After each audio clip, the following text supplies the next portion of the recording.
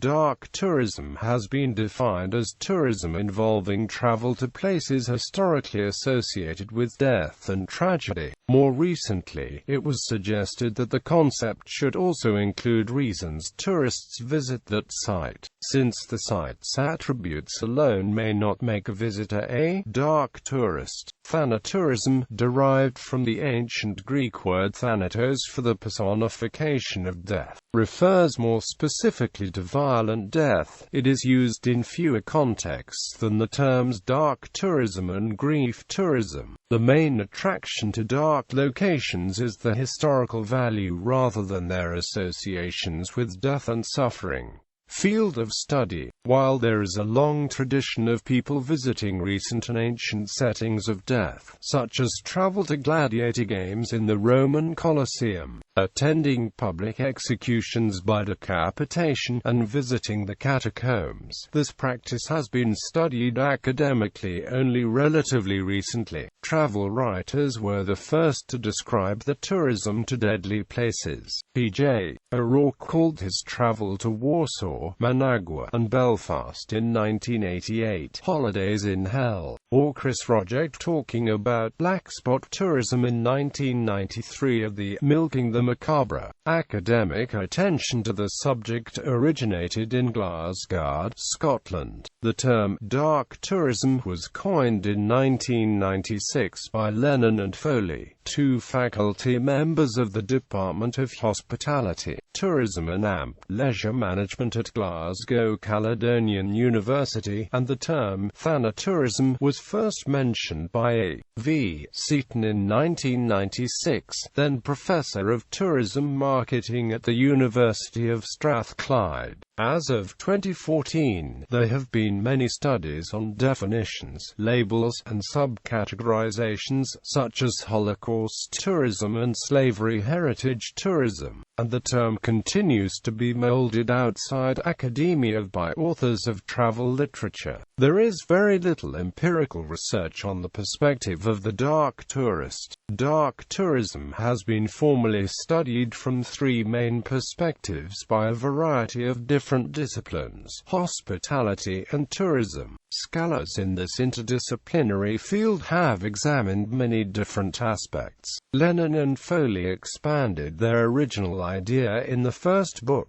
deploring that tact and taste do not prevail over economic considerations, and that the blame for transgressions cannot lie solely on the shoulders of the proprietors, but also upon those of the tourists, for without the demand there would be no need to supply. Economy. Philip Stone and Richard Sharpley from the Department of Tourism and Leisure Management at the Lancashire Business School at the University of Central Lancashire, UK have looked through the lens of the marketplace at dark tourism. They have coined the term "product of dark tourism" and discuss its supply, demand, and consumption by the dark tourist. Stone and Sharpley have published prolifically in this area, although not conducted empirical research, and founded an institute for dark tourism. In 2005, Stone suggested that within contemporary society people regularly consume death and suffering in touristic form, seemingly in the guise of education and/or entertainment, and sounded a call for research on dark tourism consumption to establish consumer behavior models that incorporate contemporary socio-cultural aspects of death and dying. Quote,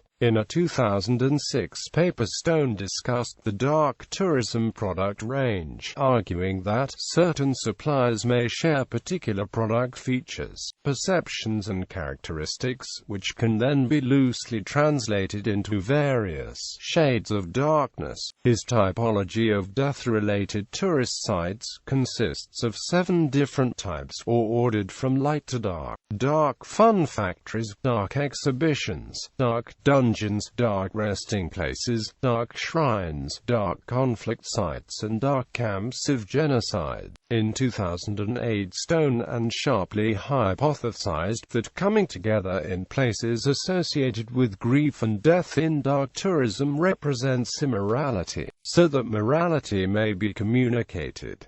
Psychology. philosophy and anthropology. Studies in these fields aim at understanding the motivation and the meaning for both visitors and local developers of dark tourism locations, the social and cultural context of dark tourism and its consequences. A simple shrine evolved into a sanctuary after the so-called tragedy of Cro-Magnon on the 30th of December 2004, when a fire due to a pyrotechnic flare in the Buenos Aires nightclub República de Cro-Magnon killed 194 people trapped by closed emergency exits. The author speculated that sanctuary that not only resists being recycled in the form of a tourist attraction, but also still inspires a deep sadness in public opinion, and that a sense of community reduced the gap between society and officials. This is not backed up by evidence, even though the author claimed to have collected information in the field.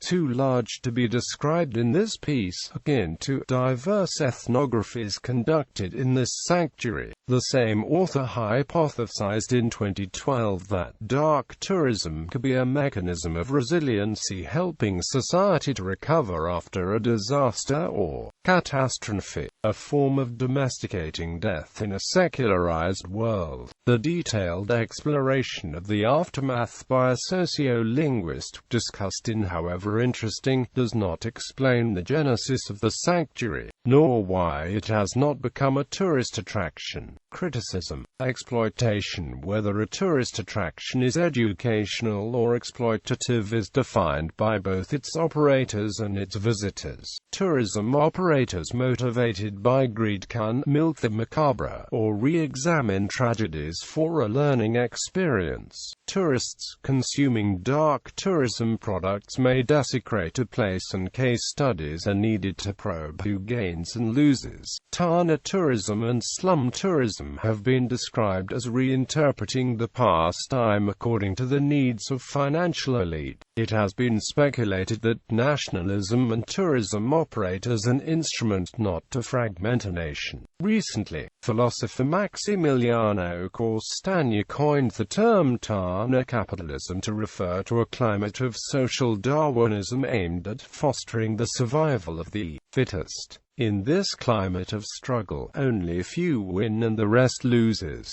It explains our obsessions for consumers' news or images related to terrorism attacks, traumascapes, disasters and so forth. Costagna writes that the society of risk has set the pace to a new society, Thanatourism, where the main commodity is death. Not only we consume death everywhere in cultural entertainment industry, but we reinforce our superiority by witnessing the other's suffering. This allegory is based on the myths of Noah's Ark, which is considered by Costagna as the first genocide. In this mythical event, God divided the world into victims and witnesses. This logic of supremacy of those who lives over who dies is reinforced by Christ's crucifixion. Nowadays, a new segment of tourists travel to zones of mass death known as areas of dark Thanatourism. Since in secularized societies death is a sign of weakness, consuming the other's death alludes to hopes for visitors to be entraced towards the Hall of Chosen Peoples. Misinformation. Chris Hedges described the Alcatraz narrative as presented by the National Park Service as whitewashing, because it ignores the savagery and injustice of America's system of mass incarceration. By omitting challenging details, the Park Service furthers a Disneyfication. Hedges.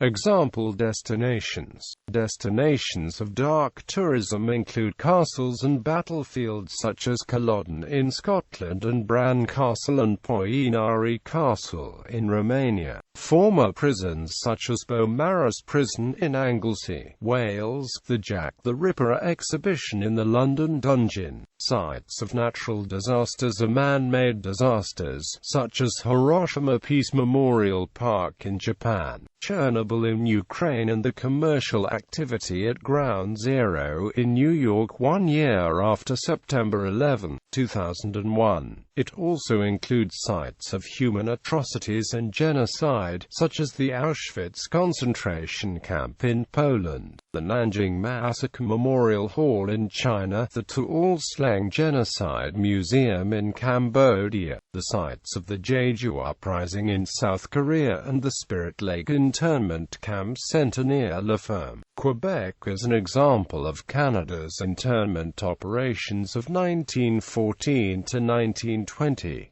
On Bali, death and funeral rites have become commodified for tourism, where enterprising businesses begin arranging tourist vans and sell tickets as soon as they hear someone is dying. Quote, in the U.S., visitors can tour the Holocaust Memorial Museum in Washington, D.C., with an identity card which matches their age and gender with that of a name and photo of a real Holocaust victim, against a backdrop of video interpretation portraying killing squads in action. The pseudo-Holocaust victim enters a personal ID into monitors as they wander around the attraction to discover how the real-life counterpart is faring.